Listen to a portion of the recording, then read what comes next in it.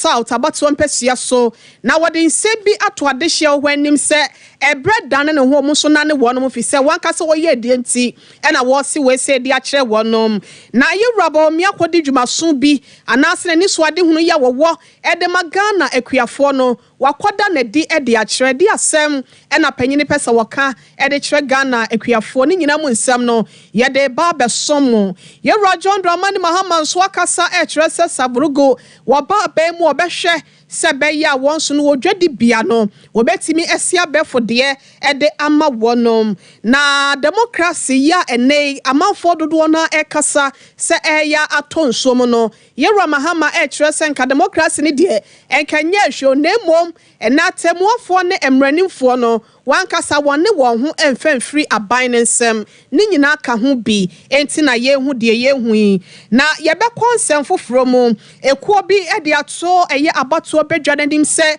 ɛnka bɛyɛ a sɛ bɛyɛ a fan yɛ ɛne pɛpɛɛpɛ yɛ bɛtɔ dwɛnti no ɛnka wɔn hwɛ ballot papers ahodoɔ yɛ a waprintie no ɛho nsɛm bia de siaseɛ no enka wɔn famra na amansa nyina so ani enhu bi ebusiansɛm pi ka weenum ho ɛna ɛnɛ enwumra miso free drink ɛne 5G miza no wɔsɔ yɛsena yɛde ɛbɛsom woɔ three bar sentence so ekura yemu wɔde aduro yɛ friend co capsules 3 co capsules no cocoa master ne de aba ɛyɛ no wanya bisisi ya de ayam team ɛna afi cocoa ne beto ase de ama imi pro services nso kan ye ho ɛna enwumra ɔse yɛ ka kyɛw sɛ ɔba bɛkɔ China adwadifoɔ no monhwɛ na monfa mo ho ennom ebetimi aboa mo express group of nso ɛde akwantuo ho nsɛm papapa nso ɛtai yɛ chi sanso na Sompa kyɛdeɛ saa bre ya yɛ kasa de toso miense ni Dr. Blazer Foster ɛna wɔde saa hyehyɛ we say ɛbaayɛ wɔse afina so sɛ bɛyɛ akunafo nyanka ɛne nwisia nso wani bɛgye ente no wɔyɛ Sompa kyɛdeɛ kakra bi ekita wɔ bia no fa bɛka yɛ de ho na December yɛntimi ɛnkyɛma ne mu nipa dodoɔ na so 21st clinic ɛyɛ sciatica expert wasi 50 branches a wabiebie no fa wo yade biada ɛhe nipadua ne bra ne titulu ne sciatica no na wontimi ensa emfama busia enwumeko yada roma ɛna enne enwumre wo so ye pechi amakase no yatimi de aben wo ɛwo aboboa no kan ye ho ɛwo Facebook no so ɛyɛ Sompa TV Ghana ana Sompa 93.1 YouTube no ɛyɛ Sompa TV www.somponline.com esem ni nyina danso ye de akogo ntu kwa na wakotie bia kenkan bi e de afiri ho emsia medi de ohene ire maame akua yeboa asiama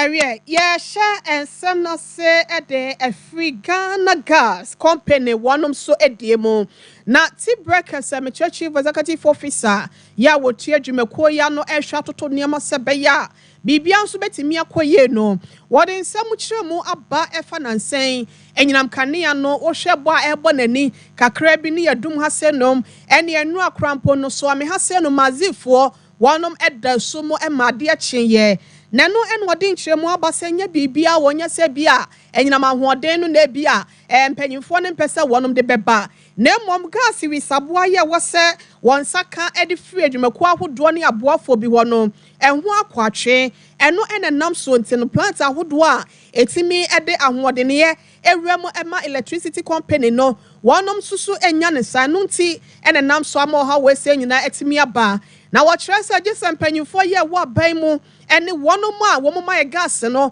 ɛsi nkonnwa de ano abɔ ano so akasa ansa na saa ha wɔse yɛ firi hɔ na ne nyina mu enkyerɛmu yɛ wɔde ɛma yɛ no wɔde tudwa ɛwɔ nsɛntwerɛfoɔ anim wɔ abra 2024 National Gas Challenge Quiz no na ekoso ewo College of Physicians and Surgeons here no ewo enkrampumpuni mantemu. Power generation. There were two key sources of power generation. Thermal, you use gas, and now of course hydro for some more, and then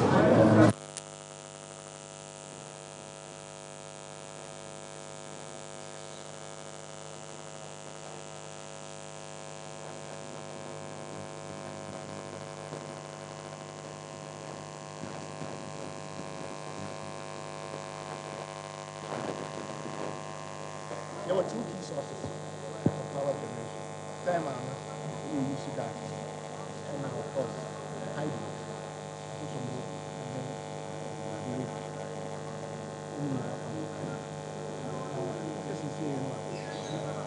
Thermal gas contributed close about 65% of our total power generation. And China had enough of that, 35, sometimes 40%. Now, gas supply is two main sources. Actually, I would say three. Domestically, so we have payment arrangements now. Where I go, the question people This is the Jubilee and Temple. So these are the three key sources. Ebusia ni ayete ne nkan Dr. Ben Asante wono ene panyin kwankyerefo a Ghana Gas Company wotua no seti brekese na ne nsem no achi no ena nsentwerefo bisa ne se opanyin kese wo ha na ba na eye ekwan ben ena ye befa so asabre ya ye kasen no ye ho betimi ato ye fa enyinama hoodeni a ene eye ato nso imu eno so mu enkyeremu no eye ade a wode maye.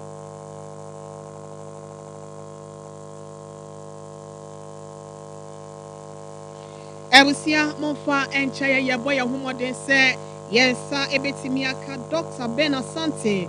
si wo ya wono eda Ghana Gas Company no na no disami a wode ma ye wa branch entwerefo bisa no se ekwan ben so ene ye befa ya wo ha wo ya ba no ye betimi ape anop masibre kanyi ni kyeremu ya wode ba ye nyina no ene se ni nyina no ebetimi ayeye dia na aban no ewo se wotu anamon na wane empanyifo na senwumaku ahodo ye omoma ye gas wi saboa no etimi kosi nkonwa no wakasa se beya bibia so no ebetimi akoye na gas no matimi ama ye bi omoma ye bidia ene eda ene akire krampo no sa wo haw yi a ene ye ni ehue akire bi nya ade a ye ni ebehu ne biem ye hwe se ye nsa bekan ne na ye ntimi ankante ya ne na yato aso.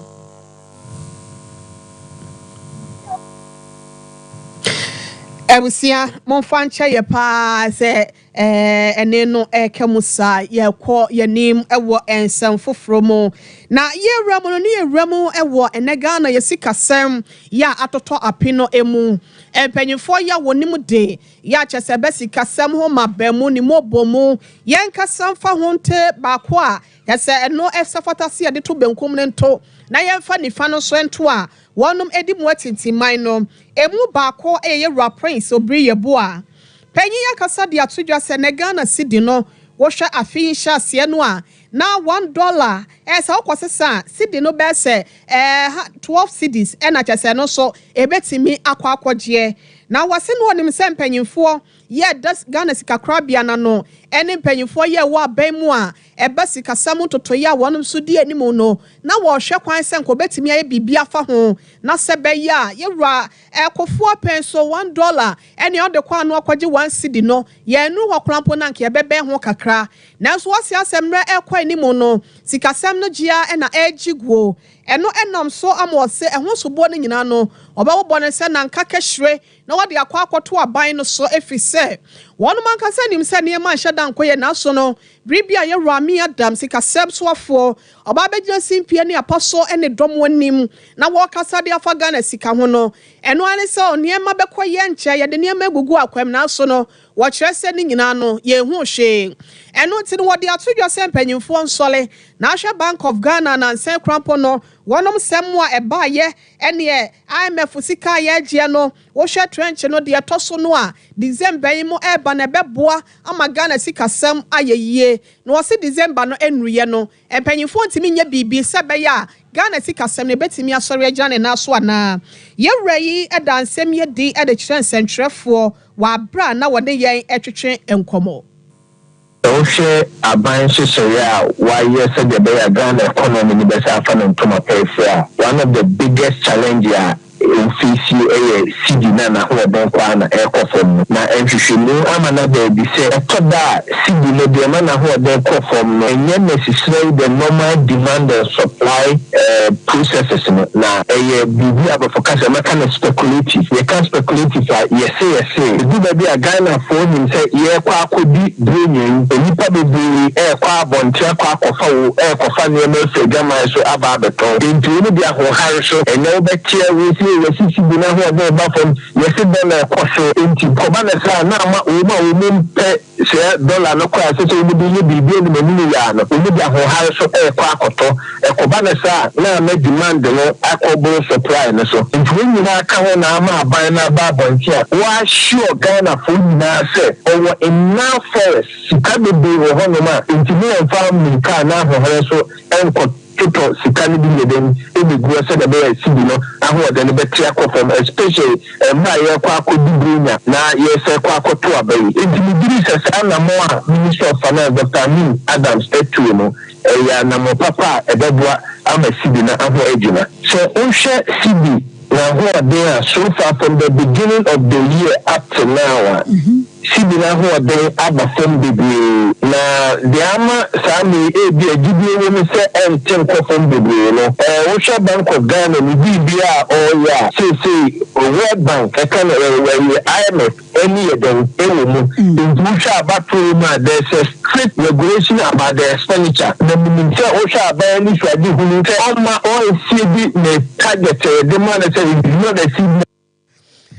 Ewusia ni ayate ne nkan ebesika semo mabemu ne nkasa ho ene dwumadi ahodo a wo ye obenfo ne nimdefo ewo mu ya fra ne Yura Prince obri yebo a ene one Sompa kasefo twetwe nkomo ya yada ne ebiechi ede amamo na busia ye ton kratel ne yaba ansem no ye beto aso 21st clinic yes sciatica expert sciatica no wo nerves na wo to ase na fa wo siremu nefa wonasia besi ase ho no se ho techima eno ene efe ne sciatica na etimi bubu oto ase ka wo se dwe wo sirem woje ho ba bi a enye na no na 21st clinic ba ye adwuma pa wo mu yenti abaso bo magine wo Ghana ha ene amono ne enya asem ketewa Womuji international awards ahodo womuji local awards ahodo na anu nso na womu be the only sciatica research and treatment center in Africa bibrim ha no ebi ni baby a gise 21st clinic nkwa womu de bibidro ene besa oyare no masa de machine aka ho eyayare sabia yare bia wutimi de ko ne mama ade ba ko a wo magidi womu pa no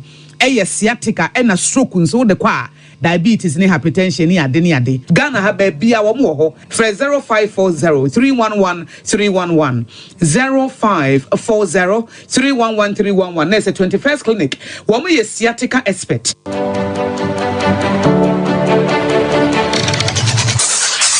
Introducing Mixer 5G Sparkling Drink, a whole new refreshment in a can. Mixer 5G is a tasty non-alcoholic drink. It is a perfect companion for all your events, including parties, weddings, and funerals. It is made with green tea, ginseng, guarana, grapes, and grapefruit. Get refreshed with Mixer 5G Sparkling Drink. For bulk purchases, contact 0246 270 221. This advert is FDA approved. Brakasa ya duabon waso a ne dwumedi wo nipedua biara pom den ene na brabo mu ne hia yi pa enye brakasa nko nuaba ne haban bi te se ko nsusu a abonwono ne dia akeka ho no kura enwanunu ahodo a ekọ animu yi ankasa brakasa ne sa nuaba yi binom ne akeka bobudi afa abefo kwan so a ye dia ya brakasa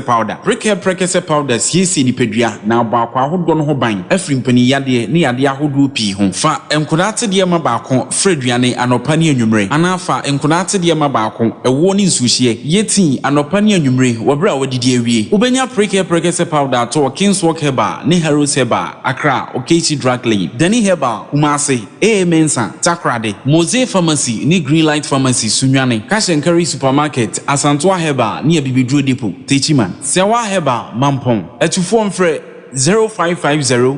19 15 14 prekese powder aduane san yedru FD ahwehwe sankratu mu agiatum Hey sewa me hu acho me na nanu me bisa ekra so kwa brochu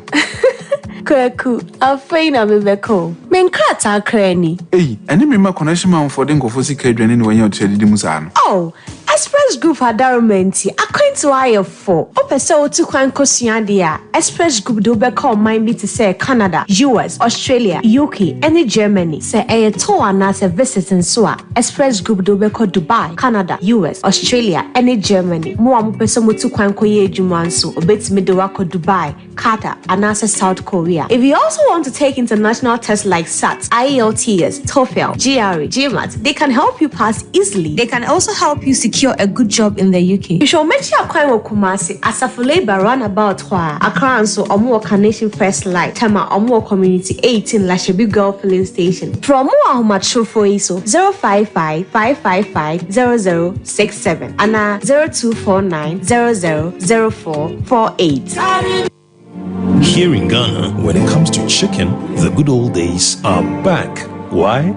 Because Boris B's Chicken, BBC, is here. Yep, give your family and loved ones Boris B's Chicken. Fresh, tasty, delicious. Boris B's Chicken is produced right here in Ghana by our cherished poultry farmers with support from the Ministry of Agric. Get whole frozen chicken, gizzard, chicken feet, chicken neck, and chicken liver for those special family meals, buffets, picnics, funerals, and all restaurants. Get Boris B's Chicken. It's halal, so everybody can enjoy. Wherever you are, call Boris B's Farms hotline 05-444-444-53. Ask for our branch that is closest to you and come get your chicken. Boris B's Chicken, BBC, proudly a Fiakoko.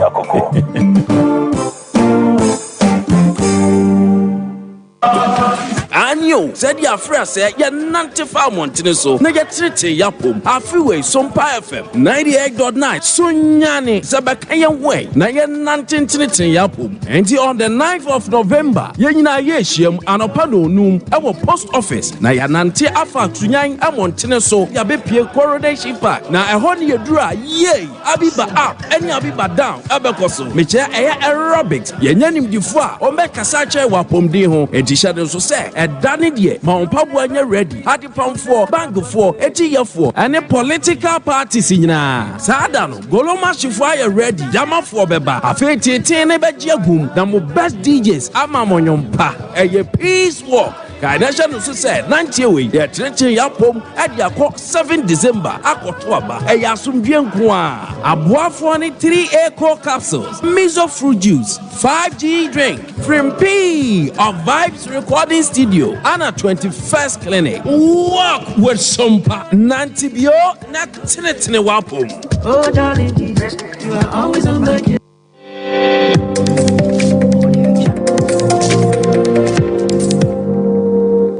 Sompa TV, Emma Aketiapa. Emma Aketiapa, Ebusiafo, Yanamo, se Nema monitoring, and you may not see Abraham Cassiano, yet was so at the Amamodiana, ye were Remo, Ewa Yera Dr. Mahmoud Baumia Franca Kita for Edema MP Prosoko Kwama Yukono. Waden to abo hihye so akodrumu ewa afomantemu na bra wo kɔwie mo ewa asuna fo south abato mpesua so no woni adehia hodo ye wo ho nyina atwetwe nkomo ne nsama hodo ye wo gina simpie ne apaso no na wogi akasemu wode etudwa no emu baako eni se wo se adehia ye wo ho no se skirt and blouse no adoso wankasa wo ye die no eya ade a wonhwe de afra ba ho na so no efrim resanti ne abripia do ebeto aba ewo my Ghana mu asenom no obehu nsama panye adwane de na adehye na to de ama no na so na eba mra hye bedwam de a na wonom atwa MPP abo wɔkyerɛ sɛ ebranu ne esi obɛhwɛ na wanya adwensa kyerɛ sɛ bɛya NDC amanyɔkuo wɔnom ho tɛtɛ wɔ mo ama wɔgye hɔfoɔ no ɛbo ho safohene wɔabla wɔntimi ntwimpontodwuma bia emrɛ wɔnom no wɔkyerɛ sɛ wɔnom entu yɛwura Eric Opoku efri adwa so na wɔntimi ɛmoa sɛ bɛya yɛwura Francis Edusi Poku ya MPP amanyɔkuo no matwe na ba so ɔmɛhwɛ na wɔmmɔ adwuma enwura mu ɔmra hyɛ bedwam sɛ bɛya adehia boboa no no mpontodwuma bebu so wɔ hɔ no wɔnto aba ɛmfa ɛma no yɛnkɔ wɔabra wɔne adehia nananom ehia yɛ ɛwɔ sankwa rekromo na enkomotwetwe no ɛkɔ so no kwan a wɔfa so a wɔkasa yɛ nie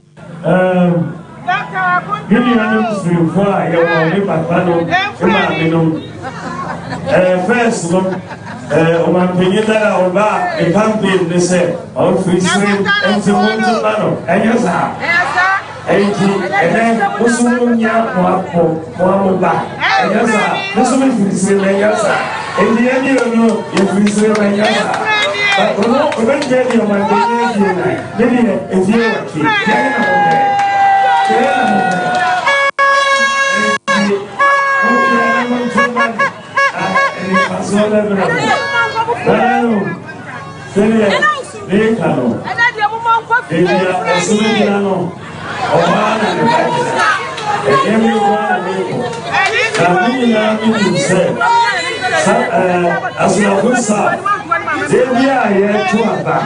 you winning presidential election. But parliamentary, I want to end it. It's a few areas. Because Munja is getting a blouse. To stay.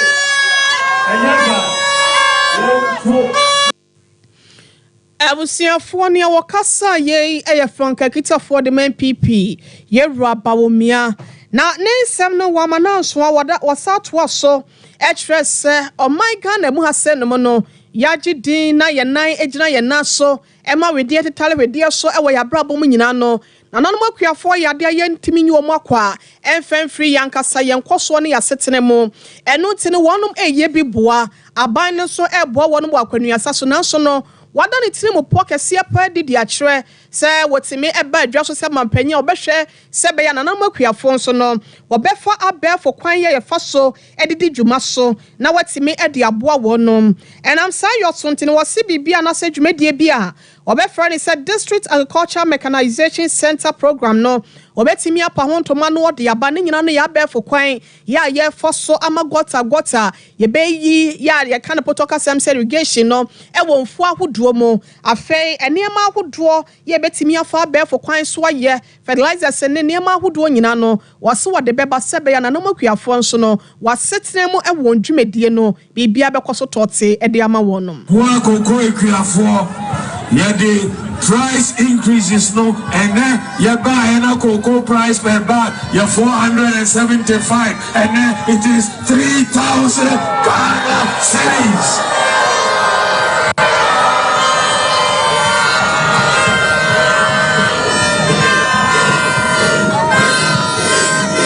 The agenda 111 about the Zongo Development Fund about you should share baby. And Yamia Dum and a mommy ebe president medi shisha fufroso eba ebetwaso yeba boa etuafo wonyina mohu ejuma yaye aboa koko etuafo yeba koso saa aboa omo ene wonyina mohu se yedi fidie aba district biamo choboy yedi fidie ama every district say ye akwan every district agi excavator roller grader backhoe tipper truck say ye akwan in every district. Abusiafo yɛrɛ Dr. Mahmoud Baumia ɛna yɛkɔ ekotie no afei yɛbɔwura mu ɛwɔ Franka Kitafoɔ ɛde ma NDC kyerɛ batan amanyɔkɔ ne yɛwura John Dramani Mahama wɔno so nakache panyin de ntoabo ahyehyɛ so ɛwɔ atifi domantem mu ne mpre no so anasa ne nanu so ɛne ɛnɛ okɔwura mu ɛwɔ adehye anim ne wɔnom atwetwe nkɔmɔ na ne kasa mu no ɛna wɔkyerɛ sɛ nansen wɔhwɛ democracy ya o my Ghana mu asɛn me de dwuma no a kyɛsɛ ɛho atechema na yie no a kyɛsɛ na amansan nyina anim sɛ Ghana ɛbɔ democracy ho nsɛm a yɛde him ɛwɔ mu no wɔse ɛne nyina atonsuom na ho sobo no wɔmfa nkɔbɔ obia o esan sɛ nansan wɔhwɛ atemuafo ahodoɔ yɛkɔto ba tan yɛsesa wɔn mu akɔgu ɛne nsɛm die no wɔn ahu sɛ ɛwɔ sɛ kɔnifa pa nso no aban mu ɛne pa ahodoɔ a wɔbɛnya ɛne animfɛ ya wɔbɛnya nti no wɔbɛhu sɛ wakyea ɛde akɔto benkum na no nti nam saa yɔ so nti no wɔtu kwan firi ɔman Ghana mu asɛnom na so ɔde n'ani kyerɛ mu ama no ne kuro bi aso a ne nkɔfo ahodoɔ wɔ sɛ na da Ghana deɛ na atomo Kwame Nkrumah Ghana pɛnie na democracy kabamenka bie no ɛde ba adeɛ ɛna mo de ayɛ na ɛnɛ ama Ghana mo gidi bɔne sei. All our state institutions have been destroyed. Ezu, people looked up to Ghana as a country that is a model of economic management. Today, our economy is in shambles. You remember what they said? And I remember my younger brother, Baumia. What did he say? He said, teachers are, nurses are, farmers are, and students, contractors, doctors, and everybody.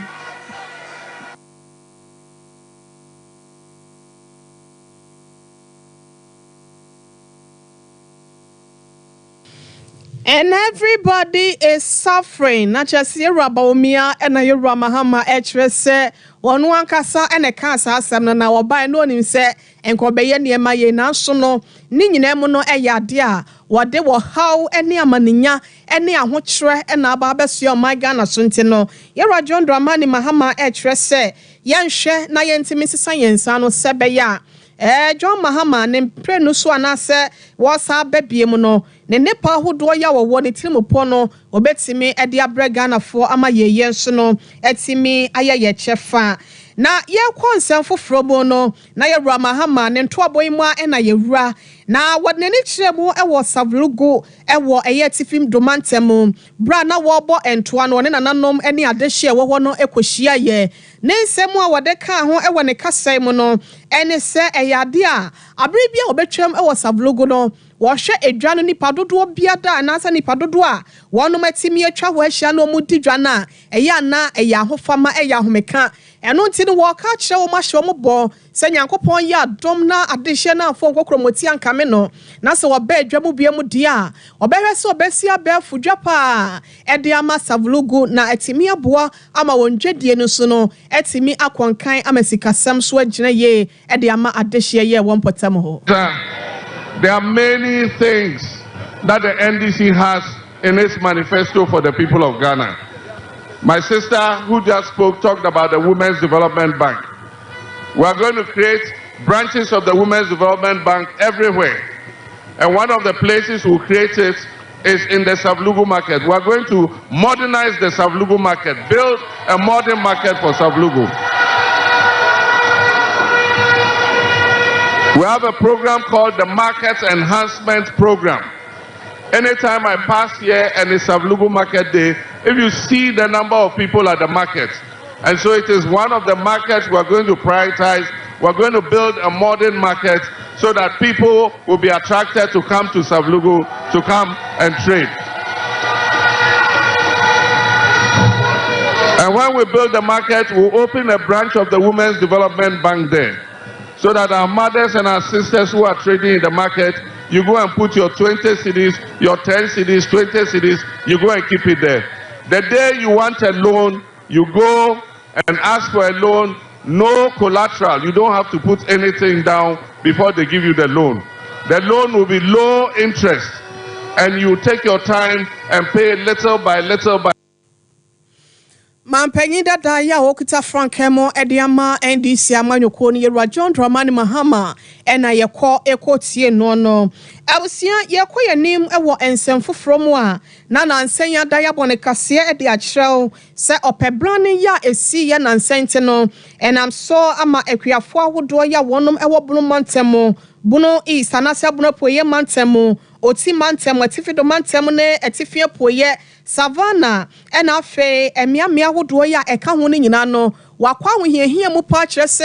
enobaya hodo ya wotintim ye nyina no eyade a entimi anye ye ekabuburo ena chese wonom aboni ni nyina echi ne kura nso no aduane ho akwatwe ede ama adehye ya wonom ewo empotem ho na se be ya aduane ho bambo no se be ya wonom eniema hodo ya wafam nyina no wonso benya baabi agina ewo munte no enam sayo so ama eyeso fo ya wono ehwe ema ene mema anase mema eye die hu nsem so afe asetena mu bambo bankwada so a ni nyina da eda na bemu no wode wani echirem wo kan kwa south nso a wonu ada ena ye bra hyebedwane ede ma adehye wo eye won pesua no so wonu monyafo da ko new ma asem na meken panyi dia tudwa se ena ye kasei atadwefoɔ wa yate denne ne nyinaa ene se asoye no ene World Bank UNICEF ene eye kwa ahodoɔ ne aboafo ahodoɔ bi aka kyeremu ama ene omatimi aye nneɛma bi ye ne nyina no bɛyɛ mfasode ede ama miamia ahodoɔ bi bobodin adehia ahodoɔ ya enuane ho ekɔ atwede ama wɔnom no na wɔkyerɛ se enkrotoɔ bɛboro se empim nom ahanu ani du 5,210 communities yeah no ewa mantam bese nwotwe ya mebubo din no ena wo kyerɛ sɛ saa niema we se no ebetimi akomu na de wode aba ne nyina no ene sɛ sika ne niema ahodoɔ ena wo ba bɛkyɛ de ama sankroto ahodoɔ yi sɛ bɛyɛ wɔnom so na setena mu yedie no wonsa ebetimi aka na wo kyerɛ sɛ saa nipa we se yade a ebinom wɔ hɔ wɔhia buburo ena akyekyere wɔnom ti leap adwumadie ne so ena wo ba befa sebe ye nipa bebro se empim no ahenu ene edumienu wonu benya fasode ede afri sa ye de afefe ya mpanyimfo so ye ede ama wonu mu ya munna anope ye wo ha government intervention via ene ye de tudwa intervention no ye friend a dry spell emergency cash transfer and leap inti ene ye share me catch them say one hour 8 affected regions now me boy womudin ombenya a one-time payment of 1,000 Ghana cedis sasikai as I say ebwa to mitigate shock na wunya as a result of dry spell no over that 8-week period and no na yederi to dra ene na one hour beneficiaries ifi 212,000 beneficiaries now will be necessary. Yes, also the two just say so womunya problem bia your numbers bia only to me free 0800 800 800 and 0800 900 900 mo fra asembia mo de betu ye nim no ye be ye nhwehwemu na ye tumi aboa mo nti ene amsem kakra na ye de to Janice a government rema one-time payment as a measure to mitigate shock now one hour experience a dry spell no or the upper northern regions of Ukraine I will see a Ministry of Gender, Children and Social Protection. Penyipaya wano etria no mame da kwa new mine. Ya brekwa na wasaya mna shebe dweni di ma deshe mwa okankwe South Sebrash aya nasa abatu wampesu ya sono ena yako ekotie no. Yankwa ensemfu from abatu ya edaye nim afi ewie yeno akabese enano eduasa Sompa na jese ye weremu ewo abatu no emu. Na namsayo se be ya sumdie yansa betimi aka wabra ye boaboa ye ho awura abatu ne mu abatu obranim ene na chini ntino ama Paradigm Initiative and Community Focus Foundation Ghana wonom enso edin sembi edi ato isinenim se be ya pepepe ye fan ye enso ebedi hini ewa abatu yi mu ntino enke be ya ballot papers ahodo ye oba printing nyinada se de be ya abatu no ebetimi aboa no won hwe na nka won fa ne nyina ma metodwa na adehye nyina ani hu bi na no nam so ntene results de ba de ebebe bia no obi ade na adwen bubu nkonta no kɔ benkum kɔ ne fawi a wonom etimi ahu sampa de aba ne de eyesada na etie Penny pa ya wono ena ye executive director edema ekoi ye Rabenga waden sem say ena to ye nim wa bra ne enkasa ho dwumedie bi eto dwa e won krampopuni mantem fa dwumedie ho. It is said you must be transparent and be seen to be transparent. The reason why many political parties in the opposition, when they lose elections or the ruling party loses elections, the reason they complain and it looks justified is because many times there are gaps. A candidate has died, right? The Electoral Commission must now very quickly communicate that we're reprinting the ballot papers. And when they print it, they must not make mistakes. In some countries, we've seen where the ballot paper will have somebody's name, the wrong information, and the wrong logo. And so that party will lose. And of course, what do you think they will do? They will tell their lawyers, look for technical reasons how we can knock this election. So it is the job of the umpire, the Electoral Commission in Ghana, to make sure that every possible excuse that can be given is taken care of. It is the same thing with organizations in the recruitment process. Ebusiaye Rabenga Ekasa no Echino and Executive Director at the Community Focus Foundation Ghana, Yera Richard Kasu, one also added to a quote concentrate from an Yokwa would draw and will be a da one also saw Eddie Jumason, a war a ya but so ya a dianimno, so one somewhere non in the pentino, Yan come on Sebeya. Yabeshe ama abato we say no ewia etimi abomo na obia so asom etimi adwono sebeya abato no echi no pinche ene basabasa ye biada emfa so entimema. His duty is to administer elections. Now, we believe in this country, government to make commitments, and behind the scenes there will be some talks, and before you know, you are taken by surprise. That is the main reason that this engagement is timely. It's very important that all of us will collectively push this message to reach the last person. Now, if you could recall, during the 2020 elections, 5 different results were channeled by the Electoral Commission. And you know the kind of tension that issue caused in Ghana. At the end of the day, the losing party went to court. The case was thrown out, and a whole lot of things. And now they are telling us that they are not going to court again. So, friends of the media, we cannot leave the work in the hands of only civil society. All of us are partners. We have to join forces with civil society, with government, to push aggressively and ensure that during the election, internet is made available, credible information is shared. Ebusia, ye kwaye nim ewo ensefo fromo. Na seshi akontomra eye ekro ba kwaye no ewo atoye etifi mantem emu. Na yerua napo wono eni tuapemu edema yerua bawumia.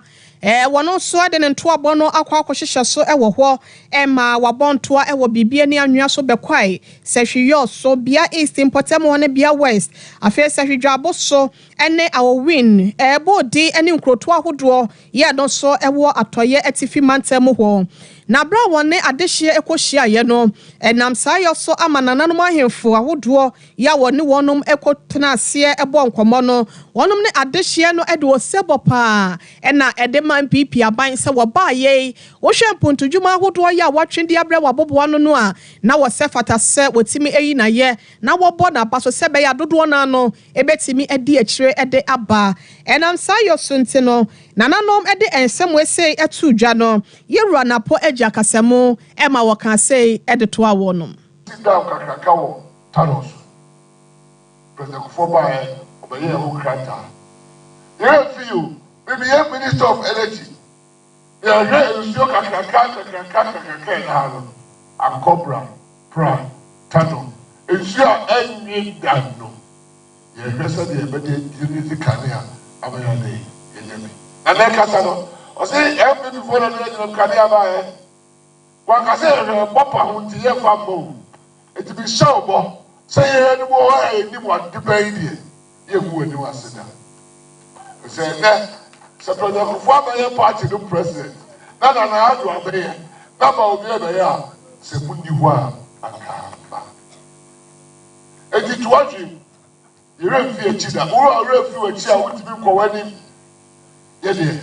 ye lu bi o ye na sa wo ya hefi etiti ya hefi ye ni ye vejisem e ja dia ye refi na na papa he eti papa fo o se mo she na nani mo nyam sa dia obi a odia de papa ko be fie no ye yen na bro se mo tija wonti mo fa mo sa che NBC de wa ye wo papa ha e fi onye na je so be dey Ebusiaye ranapo ekasa no echi no ena sehwi akontomra mrahye bedwani ya wono so ewo ho munyafo Alex Tete enso kire arehemu ya wowo ewo abatoi mu efa na dehye ho a se MPP amanyoko ndi kia ne ke se presidential na se parliamentary no o gidie se umbefa emma no amane ma konkan de ama wonom oguna ya converting to board in about 2 minutes no wadu ho no Dr. Matthew Beku prepare education minister. Na me a member of education committee of parliament.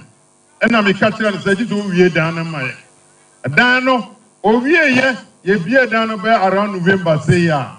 And I'm calling ye for local students. No man to me uncle. A school to baby, I don't want to and on one hour, mania girls dormitory. Ya bomb pie say air boys dormitory not. And they 6 kg waha. More lights MPP abla so for abla near see a market the amamo ya for police waha ya for police waha ya do bia komeka waha meboa and it see ye mita say NDC for na to aba ma omo no ya sumo omo say and na nipa na me ne pre no na nwanwa e say omo fra ya papa mahama oso oba ode nkuko mbubuo nketenkete na de beba na no kra no waye mpa ipam esan se onya branch executive Ghana ni bia anyere na ye party ye duro bia ho nti Bible ne ka se enwuro nko aho duma foforo ho and it is so can Philippians chapter 2 verse 4 now or say na enya pesemankum nya duma foforo se na be ya o man ne be de e be koyi Sashia Quantum Ramra Shebedwan on Monya for Alex Tete and na wadanse mi nyina edi etre ye no ebusia onyankopon aka no na asem se de wobema afoforo amen no ono asafo awurade bema sa nipa kro na amen hwana yi bibia ma me asafo awurade ya manhye no anemu eno enam sanso ntini ye se woni ma ahodo biada ususu se eke kire wa abrabom waba ho mpa ya che no sompa che de no ebo kwan de amount fa ho ebedom ye se be ya ta one media foundation in prince aso ede dwumedie me kunafo enwisia ne nyanka wa setena mu ewo afia hwie ye bro nyadie mu no bibia bekoye ewo ahoka so ede ama wonom enu ntiamu na wo tentmantes anase makresadin entoma entade ne nyina danya de a ye bepo ye je na ye de aboa sukuu bag ne niam ahodo ebetimi aboa sukuu nkwada ewo wonom so asetena mu no ne nyina da wo de ba ye beje na yada wase enu ntifo ne kiremu ewo nkranza sompa GC biabro san mu ena ye wo afesu nwane nso night market wo nsa bekan yen sompa kuma sede so ame ye benrom hotel no wada roma e bia na wo de no pese oye ne sika mobile money number no ena me de etu dwa no eye 0598 459802 0598 459802 ana say 0241 272990 edi ebeba eye Blessed Foster na setara one media miso free drink ni 5G mizana da so wa adwama so yankasa ye nua bemu ene ye chinchim nso de free mu a ye de aya no de no preservative on second bia ebetimi aboa wo bomode afre 0246 270221 5G mizano so kan ya no wanya bi energy drink ebe peja wa ho odimu 21st clinic kesi yankan cho say ayaresani aya hwe kwa ho san de wode abo enu ntitu amnikafo ni kiremu e wo 15 branches ya wa biebie wo mem ni ntwodo anu nyina da na kwaje ayaresa siatika yade na oto ase wo no entini ye free usisi achi wo efa ho na afa wo sireba kwasi wo namro mu no eno ene siatika no de ne de ye wo bia no ba ahoto ebetimi aya wo dia na se mema no e complain won top efa ho no baby amode wallet hye no eye wallet siatika ni nyina no kwa ye betu ase ya de bibre bia no wada roma fo ni kiremu na ye ntimi emoa wo frabei na mpanyimfo nye wo so baby e ben won ye ntimi nkira wo ehwe overseas afọ radio nche okumase ha na ye wo sunyane ye ne regional hospital first gate no na edi animhwe na nkranzan so no ye ben children's park 0540311311 0540311311 wani so eyo kusu enam kokonti anasa wotokwan no wono kokko na fifiri ho efifiri wo yam nti ukodua so anasa janan so a na wo pomoja de a me kanfo thireba center wonu papa ya wode aba adwaman so ya etu kokko ayam team na afesisi ya de na se e de amount eya 3 eco capsules kokko master furniture bokonna keba dani heba misty heba ene apidank na kwaje ne doduo mu monto bi na monfama ebusua sebe ya obedi wo ho e de afri kokko yade ho ne ayamtim ne sisi yade mamode afre 0546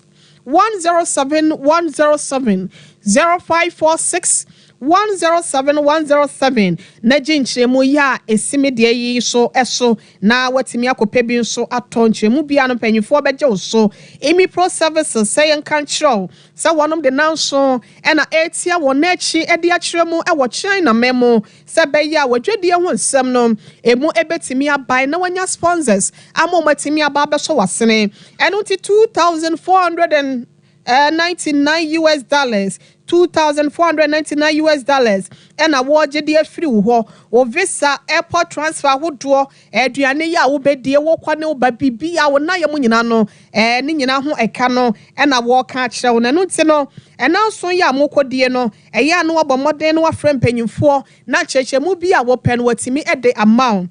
money 0244 924573 0244 924573 and now 0503 719515 na bibia akoso de amount wa kwentu ho nsem nyina da express group was said and krabata ne doso kumase owo asafo labor runabout and crying tema East Legon takra de sunyane tamale bibia ni ewo nyina da wabo nsese ewo ho wo dia ne se obefa ben no afra wonom se beya katabule anase kalabule nsemu a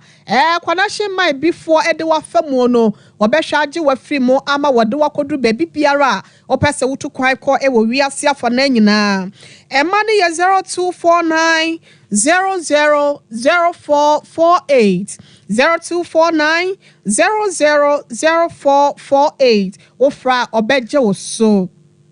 Sompa TV Sunye, Sompa 93.1 FM, Sompa 98.9, and a Sompa 90.7. You know, Siambrem Casiano, and I yet someone Facebook on Edem Live. Aya Sompa TV Ghana, and a Sompa 93.1. YouTube no Aya Sompa TV, yet one son so at the Amamwa. Na ye boy Ramo Ewa in Kitawdiabo for Tene, Ministry Director of Communication at the Ma NPP was Suko Kwama Yokonira Richard and Yaba. Wano so na kachimo penyi dia tudwa sa wo hwe from mountain a abribia da ye beto aba wo no na NDC amanyoko na sesa madodo na de nkunim eno enti no emode moya MPP amanyoko na boye e wo mfimpi mienu ene aduonu abato ne mo no wo hwe se wo betimi akonanim e wo sa afi wesi abato mo nti no emaya won de wani da so betimi asesa de afri ho no wo de ato wadwem se wanya kora no be se empem ahasa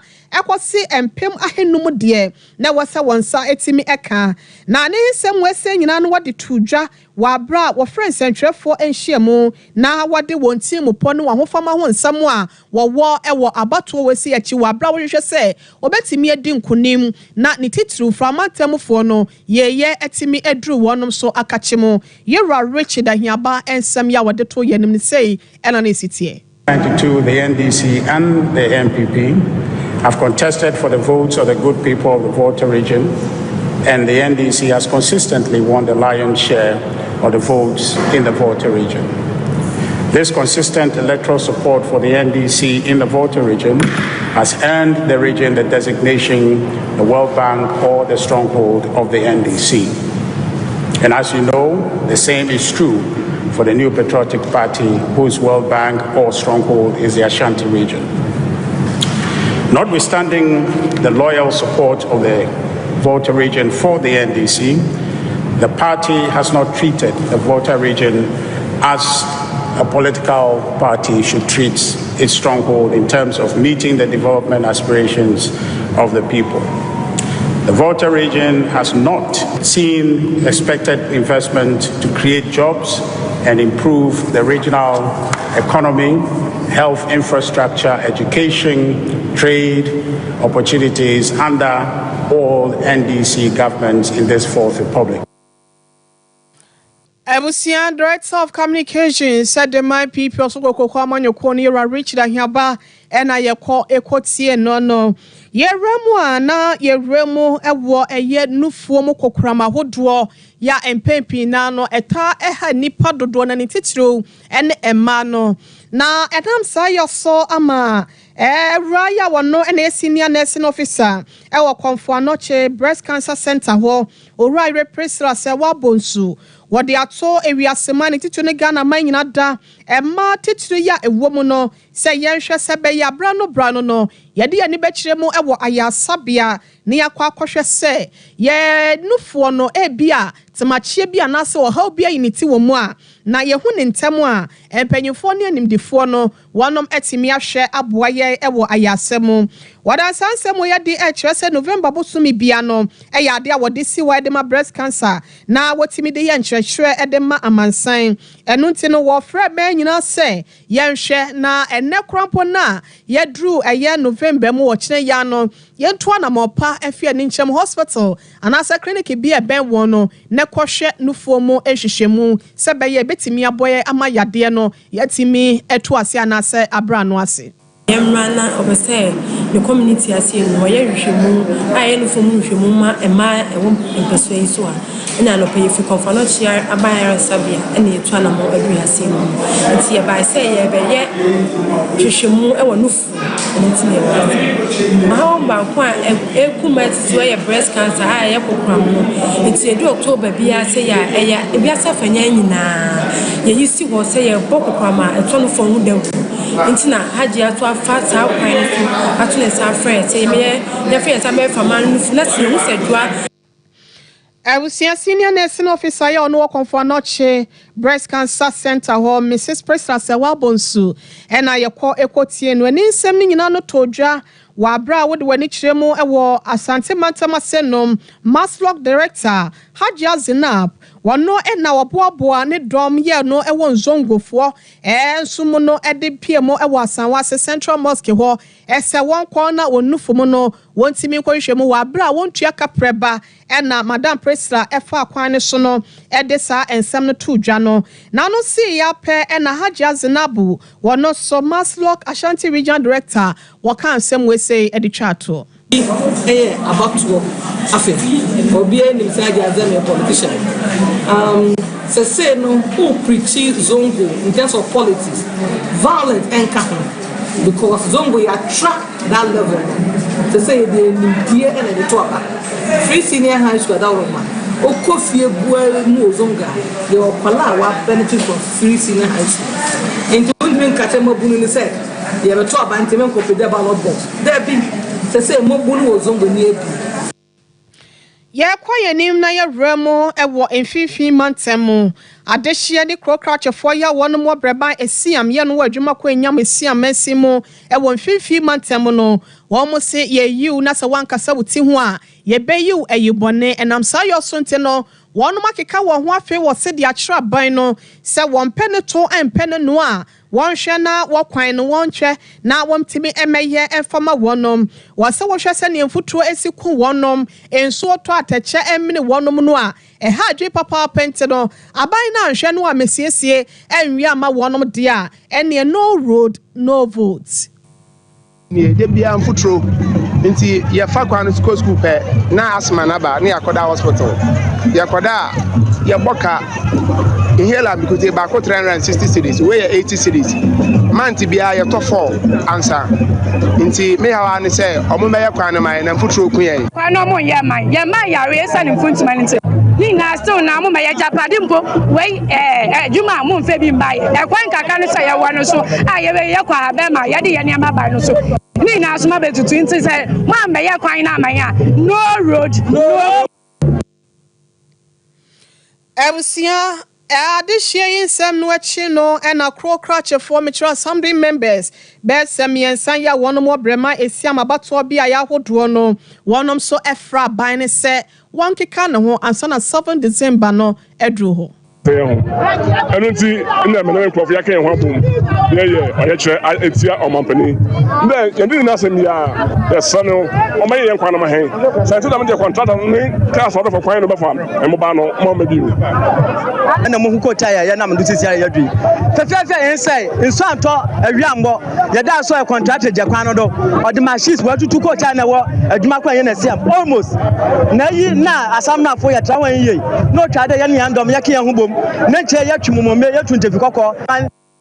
da wa ba be ya dam mpelifo se sanya bibi amawase wa enwa no kon no Ebusia na chesade hye ya wonom soso ewo esiam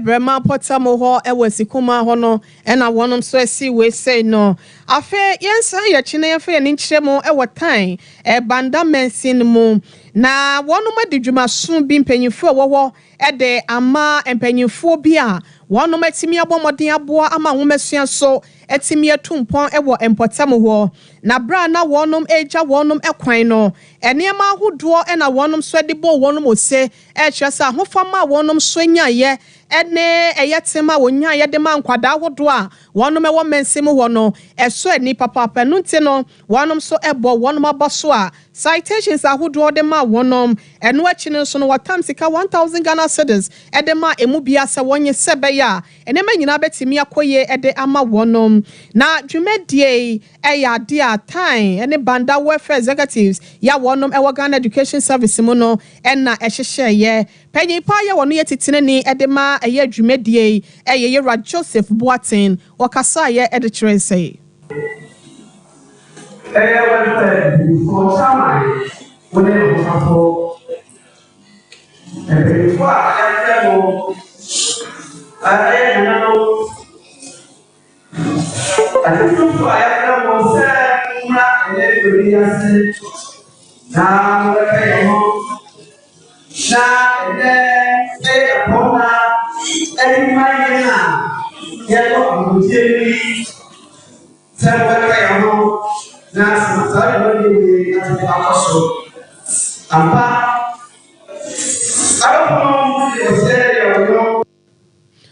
Ebusia Yera Joseph Boatin kasa no achi no Yera Kwadwo bofa wono so ena ye enwomesua panyi kwankyerefo ye ono what time mensin mu wono so eto nsem sei edemaye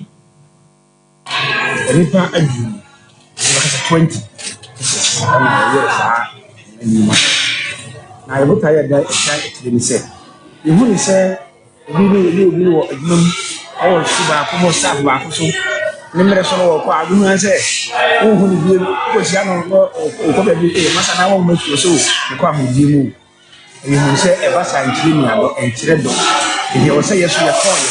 na ye mani pem ni se ye hani so ati wo ye mara di ye do ni so se obi ati ma dia no so betumi age ene nti ye ayi se e o se ye pem ni so na o ko ye de ho ma ba eno echi no ena Yera Jacob Aboaje time mensim wono ni titine ni de Ghana National Teachers Association na tikuo no wono so de kakra ye afutu nsem de gya papa no ma nei wasomo a wo kwa homegie ni mu no de ye ndarata esika ye no e sa pepe ye wepe ya ye kan banda no ukọ mpotamu ha ba bia nya de obenya bi ara obe ho bi ti e pasa akonya so ya wepe mpanifo na ba so se ye mi hira o na bia kan de se director se do mas se de sa program ye ama won na se de ye kan no Ghana National Association of Teachers ye botai anase ye nisu de hu pa ne se ye be hwe se a teacher fo ye die ho ya de an ye de ehia yen ene nti no se obi kwa ahombie mu se ya enema bebiri na ya na ohia sa bredu wa na bra ahododo no epida kase fa ye nti ya de ne se obi kwa ahombie ma ye wo dumadi anase ade ahoro bebiri aya hyehyɛ ade ama mo de di nkan pa se ye brebi cancer foundation anase cancer se ye wo ko bi a yate a ye nyina ne se obi na kokra me are a sa kokra me are no ya kyekere ni no me ba Ebusia yade ni nyina besia senom na yade Yera Sante